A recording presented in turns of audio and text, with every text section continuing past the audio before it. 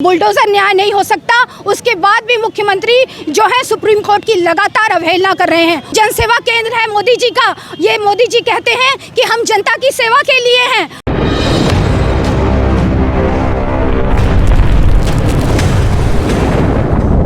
आज 8 मार्च अंतर्राष्ट्रीय दिवस है, उसको मनाने के लिए हम महिलाएं एपवा की पूरे प्रदेश में, पूरे देश में प्रदर्शन कर रही हैं और आज अपने अधिकार और संघर्ष के दिन को मना रही हैं। आज बनारस में भी हम लोगों ने अंबेडकर की प्रतिमा से लेकर प्रधानमंत्री कार्यालय तक मार्च किया। उसका कारण है कि आज जो है बाबा साहब अंबेडकर के संविधान पर हमला है, और जब हम संविधान पर हमला कहते हैं तो इसका मतलब है कि महिला अधिकारों पर हमला है। इसलिए आज महिलाएं उसी अपनी लाल साड़ी में, लाल पोशाक में आज उस अंतर्राष्ट्रीय महिला दिवस की विरासत को, उस मेहनत कशों की विरासत को याद कर रही हैं, और उसी को आज हमने बनारस की सड़कों पर उतारा है।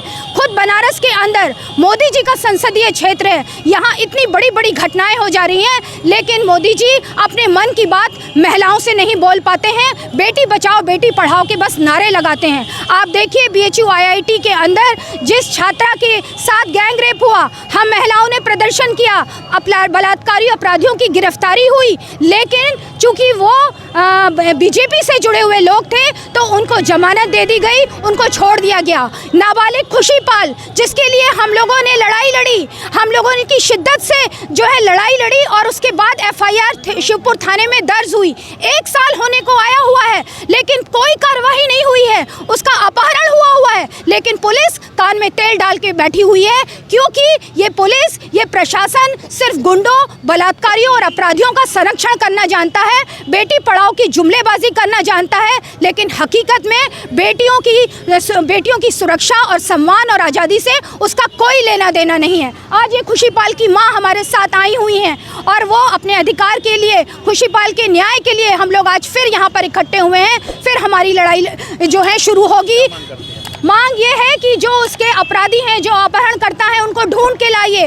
1 साल हो गया, ऐसा कैसे हो सकता है कि FIR लिखने के बाद भी जो है कोई कदम नहीं उठा रही है पुलिस। हम लोग चक्कर लगा रहे हैं, महिलाओं के जो है कंधे पे बंदूक रख के सारी राजनीति खेली जाएगी, और उसके बाद जो है मुख्यमंत्री और प्रधानमंत्री को शर्म नहीं आएगी। लफाजी करते हैं सारे लोग बेटी बचाओ के नाम पे, और बेटियों को न्याय देने से कतराते हैं। स्नेहा की यहाँ पर नाबालिग की नीट की परीक्षा की सासाराम की बेटी तैयारी कर रही थी, उसके बाद उसकी हत्या कर दी गई, लेकिन दोषियों की जांच की बात करते हैं हम इसको लेके। दोषियों की गिरफ्तारी आज तक नहीं हुई, हमको इसका जवाब चाहिए। और हम ये कहने आए हैं कि ये जो मुख्यमंत्री हैं उत्तर प्रदेश के, ये बुलडोजर पर इतरा रहे हैं। पुरुष वर्चस्व का प्रतीक है ये बुलडोजर, और कह रहे हैं, अपनी पीठ थपथपा रहे हैं कि हम विकास कर रहे हैं। अरे जिस प्रदेश के अंदर महिलाओं के साथ हिंसा के आंकड़े बढ़ रहे हो, जहां हाथरस जैसी घटनाएं हर जिले में हो रही हो, वहां विकास होगा? महिलाएं ये बिल्कुल बर्दाश्त नहीं करेंगी। सुप्रीम कोर्ट की आलोचना सुप्रीम कोर्ट ने